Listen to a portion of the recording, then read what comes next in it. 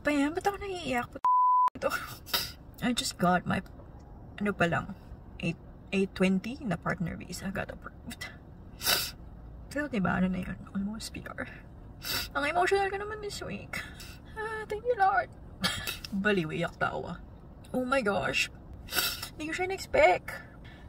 Kasi pinoproblema ko pa lang siya kahapon. Kasi, kailangan ko nga pumuntang US for the marathon. So, mag-apply ako ng US visa. Tapos parang naisip ko, hala, hirap naman nun pag pag naka-bridging ka pa lang. Tapos mag-apply pa. Ano ba to? Mag-apply nga sana ako ng bridging for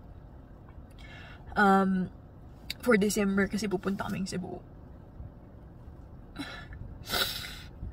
Oh my gosh. So, bali ilang months ko siyang inantay. June, yung 1 year. 15 months. So, sakto dun sa ano nila, sa processing time. Oh my gosh. Finally! Oh my gosh. So, di ko nakita yung second email agad. Double grant siya! What the f***? Oh my gosh. PR na ako. Oh my god! Ah! Oh my gosh. Parang akong baliw dito sa kotse. Sobrang speechless. 8 years in the making itong PR na to. What the actual